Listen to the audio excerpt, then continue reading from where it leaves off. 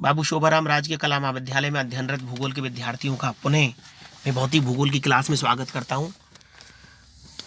आज की क्लास में हम नदी के जो 3 कार्यों की विवेचना की जाती है, नदी का अपरदनात्मक कार्य, नदी का परिवहन कार्य और नदी का निक्षेपात्मक कार्य, उसमें सबसे पहला जो महत्वपूर्ण कार्य है नदी का अपरदनात्मक कार्य, उसके बारे में विवेचना करेंगे। तो हेडिंग डालिए आप लोग, नदी का अपरदनात्मक कार्य। नदी अपरदनात्मक कार्य निम्न रूपों में संपादित करती है। जैसा कि पवन के कार्यों में हमने पढ़ा, पवन का जो अपरदन कार्य है वो अलग अलग रूपों में संपादित होता है, उसी प्रकार से जो नदी का अपरदनात्मक कार्य है वो भी अलग अलग रूपों में संपादित होता है। उसमें नंबर 1 है अपघर्षण। यह भौतिक अपरदन की क्रिया है। इस क्रिया के द्वारा नदी के जल के साथ साथ बहता हुआ पदार्थ उसके तल एवं पार्श्वों को खुरचकर चिकना करता है। तो अपघर्षण का कार्य करती है नदी अपरदन के रूप में।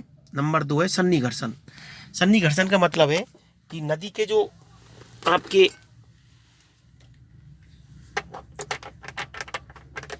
कारक हैं, नदी के साथ जो तत्व जो चलते हैं उसमें जो कण होते हैं, चट्टान टुकड़े कण, वो आपस में भी टकराते हैं। इस क्रिया को सन्निघर्षण कहते हैं। यह भी भौतिक अपरदन की क्रिया है। इस क्रिया में नदी के साथ चलने वाले चट्टानी टुकड़े आपस में रगड़ खाकर चिकने होते रहते हैं, टूटते फूटते रहते हैं। इसको बोलते हैं सन्निघर्षण। नंबर 3 है घोलीकरण या संचारण। यह रासायनिक अपरदन की क्रिया है जिसके अंतर्गत नदी चट्टानों में उपस्थित घुलनशील पदार्थों को बहाकर ले जाती है, घोलीकरण कहते हैं इसको। और नंबर 4 है जलगति क्रिया। जलगति क्रिया में नदी के बहने की जो गति है, भाई किस रूप में बहती है नदी, कितनी स्पीड है उसकी, वो इस बात पर निर्भर करती है। तो इस क्रिया में नदी अपनी गति के द्वारा यांत्रिक विधियों द्वारा चट्टानी कणों को ढीला करती रहती है।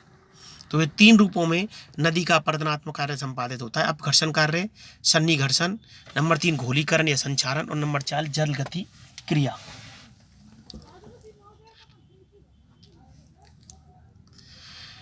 नदी के अपरदनात्मक कार्य को प्रभावित करने वाले कारक। अब यहाँ पर हम हेडिंग डालेंगे, नदी का जो अपरदनात्मक कार्य है, जो 4 रूपों में, उपरोक्त जो 4 रूप बताएं आपको, अपघर्षण, सन्निघर्षण, घोलीकरण और जलगति क्रिया, इनके द्वारा जो संपादित होता है वो किन किन कारकों से प्रभावित होता है, या नदी के अपरदनात्मक कार्य को प्रभावित करने वाले कारक कौन कौन से हैं। नंबर 1 है सेल संरचना। जैसा कि आप जानते हो कि सेल संरचना पर नदी का अपरदनात्मक कार्य निर्भर करता है कि यदि सेल मुलायम है तो नदी का अपरदनात्मक कार्य आसानी से शीघ्र रूप में संपादित होता है। नंबर 2 है जल का आयतन, कि नदी कितनी बिखरे हुए रूप में बहती है, कितनी चौड़ाई में बहती है, आयतन पर भी नदी का अपरदनात्मक कार्य निर्भर करता है। नंबर 3 है जलोढ़क की मात्रा, कि नदी के द्वारा जो अपसात सामग्री बह करके चलती है उसकी मात्रा कितनी है। कई बार यदि जल शुद्ध है तो भी अपरदन कम करेगा, और यदि जलोढ़क की मात्रा ज़्यादा है तो उसकी स्पीड कम हो जाएगी, तब भी अपरदन का कार्य कम होगा। नंबर 4 है नदी या जल का वेग। अब ये नदी का जो वेग है ये अपरदन को बहुत सीधे रूप में प्रभावित करता है। यदि नदी का वेग बहुत ज़्यादा है, नदी तीव्र गति से बहती है, तो उस रूप में नदी का जो अपरदनात्मक कार्य है वो अच्छे से और आपकी तेज गति से संपादित होता है। तो ये आपके कार्य थे जो नदी के अपरदनात्मक कार्य को प्रभावित करते हैं या प्रभावित करने वाले कारक हैं। सामान्यतः नदी के वेग एवं उनकी अपरदन शक्ति में वर्ग का अनुपात पाया जाता है। अब देखिए, इसको आप ध्यान रखना है, ये प्रश्न, कि सामान्यतः नदी के वेग एवं उसकी अपरदन शक्ति में वर्ग का अनुपात पाया जाता है। अपरदन शक्ति और नदी का वेग है उसमें वर्ग का अनुपात है, अर्थात नदी का वेग दुगना होने पर उसकी अपरदन शक्ति चौगुनी हो जाएगी, और यदि नदी का वेग चौगुना हो जाए तो अपरदन शक्ति 16 गुनी हो जाएगी। यहां पर मैं आपसे पूछ रहा हूं, यदि नदी का वेग है वो 6 गुना हो जाए तो अपरदन शक्ति कितनी होगी? 36 गुना होगी। ध्यान रखना है आपको। तो ये नदी के वेग में और उसके अपरदन शक्ति में वर्ग का अनुपात पाया जाता है। अब यहां पर है आधार तल की संकल्पना। प्रत्येक नदी के लंबवत या निम्नवत अपरदन की एक अंतिम सीमा होती है जिसके बाद पुनः अपरदन संभव नहीं होता। लंबवत अपरदन की इस अंतिम सीमा को नदी का आधार तल या निम्नतल स्तर कहते हैं, निम्नतम स्तर कहते हैं। देखिए, एक नदी दो प्रकार का अपर्दन करती है, एक तो पार्श्विक अपर्दन करती है, एक लंबवत अपर्दन करती है। पार्श्विक अपर्दन के द्वारा नदी अपनी चौड़ाई बढ़ाती है, अपने किनारों को काटती है, और लंबवत अपर्दन के द्वारा नदी अपनी गहराई बढ़ाती है। तो नदी का जो लंबवत अपर्दन होता है या निम्नतम जो अपर्दन होता है उसकी एक अंतिम सीमा होती है जिससे आगे अपर्दन संभव नहीं होता। तो नदी के जो लंबवत अपर्दन की या निम्नतम अपर्दन की जो अंतिम सीमा है उसे आधार तल कहते हैं। पॉवेल नामक विद्वान ने 1875 में 1875 में आधार तल पर अपनी संकल्पना का प्रतिपादन किया था। पॉवेल के अनुसार नदी के लंबवत अपर्दन की अंतिम सीमा ही वेस लेवल है। तो पॉवेल ने 1875 में इस आधार तल की संकल्पना प्रतिपादित की और उन्होंने बताया कि नदी के जो लंबवत अपर्दन की जो अंतिम सीमा है वही नदी का आधार तल है। सामान्यतः बेस लेवल सी लेवल के बराबर होता है। अब ये भी आपको ध्यान रखना है, कई बार पूछ लिया जाता है कि जो आधार तल होता है वो किसके बराबर होता है, सी लेवल के बराबर होता है, कि सी लेवल से नीचे आधार तल नहीं हो सकता, बेस लेवल नहीं हो सकता। तो इस तरीके से ये आधार तल की संकल्पना किसने प्रतिपादित की, पॉवेल ने। कब, 1875 में। अब इस टॉपिक के बाद हम विवेचना करेंगे अपर्दनात्मक स्थल रूप। जो नदी होती है वो अनेक प्रकार की स्थलाकृतियों का निर्माण करती है। जो अपर्दनात्मक कार्य है उसमें कौन कौन सी स्थलाकृतियों का निर्माण होता है। तो अपर्दनात्मक स्थल रूपों में नंबर 1 है वी आकार की घाटी।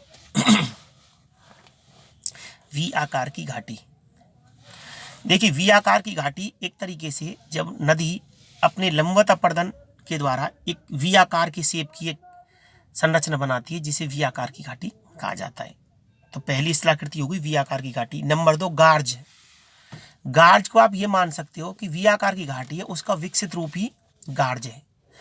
वी आकार की घाटी का बड़ा रूप गार्ज। तीसरा है कैनियन। कैनियन को गार्ज का भी विकसित रूप कह सकते हैं। जब ये जो आपकी घाटी होती है जब आई आकार ले लेती है, बहुत गहरी और ढाल उसके खड़े हो जाते हैं। देखिए वी आकार की घाटी के ढाल होते हैं, उत्तल होते हैं, लेकिन जो कैनियन होता है उसके जो ढाल है वो खड़े होते हैं एकदम सीधे, तो उसको कैनियन कहते हैं। नंबर 4 छिप्रिका एवं जलप्रपात। छिप्रिकाएं एवं जलप्रपात एक तरीके से जब नदी आपके बहती है तो ढाल में परिवर्तन की वजह से जो ढाल बदलता है या आपके उच्च ढाल के सहारे जल है जो ऊपर से नीचे गिरता है तो उसको जलप्रपात कहते हैं। जैसे पहाड़ी क्षेत्रों में जब नदी बहती है तो छिप्रिकाएं एवं जलप्रपात बनाती है। छिप्रिकाएं जलप्रपात का छोटा रूप होती हैं।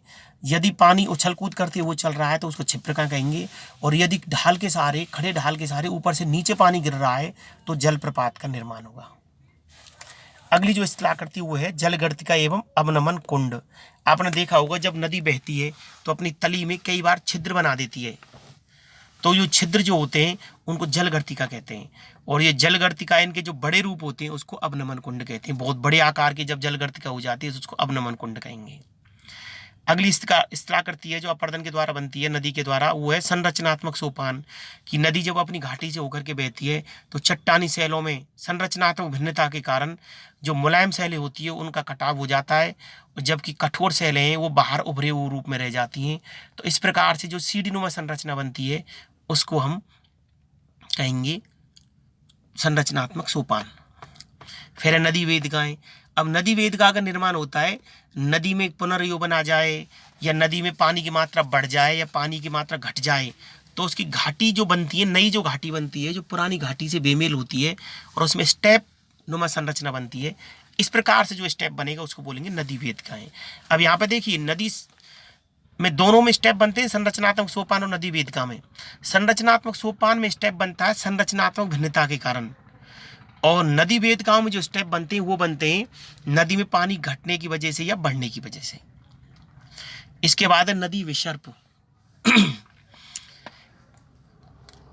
कई बार नदी आपके लहरा लेकर के चलती है तो उसमें अपर्दन कर देती है कई बार, तो उससे नदी लहरनुमा हो जाती है, उसको नदी विसर्प या मियांडर कहेंगे। कि जो आपके घूम करके जो नदी बनाती है, घुमावदार जो मोड़ बनाती है उसको विसर्प कहते हैं। ये भी अपर्दन के द्वारा इनका निर्माण होता है। और अगला है संप्राय मैदान। लास्ट में जब नदी अपनी अपर्दन की अंतिम कंडीशन में होती है और लास्ट में वो क्या करती है, जिस मैदान से होकर के बहती है तो उसको आकृति विहीन कर देती है, उसको संप्राय मैदान का रूप दे देती है, उसको संप्राय मैदान कहेंगे। लेकिन संप्राय मैदान में भी कई बार कठोर जो चट्टानी भाग होते हैं वो टीले रूप में, सदृश रूप में खड़े रह जाते हैं, जिसकी वजह से उससे जो निर्माण होता है उसको अपन संप्राय मैदान कहेंगे। तो इस तरीके से ये नदी के द्वारा संप्राय मैदान में जो खड़े टीले नुमा संरचना रह जाती है, उभार होते हैं, उसको मोनोडोनोक कहा जाता है। तो संप्राय मैदान या मैदानी क्षेत्रों में जो उभरे हुए भाग रहेंगे उसको मोनोडोनोक कहेंगे। तो इस प्रकार से अपरदनात्मक स्थल रूपों में वी आकार की घाटी, गार्ज, कैनियन, क्षिप्रिकाएं एवं जलप्रपात, जलगर्तिका एवं अवनमन कुंड, संरचनात्मक सोपान, नदी वेदिकाएं, नदी विसर्प, संप्राय मैदान, ये सभी जो स्थलाकृति हैं इनका निर्माण अपरदनात्मक स्थल रूप या अपर्दन कार्य के द्वारा होता है। नदी अपने अपरदनात्मक कार्य से इस प्रकार की स्थलाकृतियों का निर्माण करती है। आप अपने जो व्हाट्सएप ग्रुप है उसमें देखोगे तो इसकी जो PDF है नोट्स की वो आपको सेंड कर दी जाएगी, और आप बाकी का इसके जो जितने भी आपकी जो इसकी टॉपोग्राफी है जो स्थल रूप हैं उनकी भी विवेचना करें, और डायग्राम है उन पर मुख्यतः फोकस करें, कुछ किताब की भी सहायता लें। मैं आपको यहाँ पर डायग्राम दिखा रहा हूँ, इससे संबंधित जो मैटर है उसको रोक करके आप लिख सकते हैं।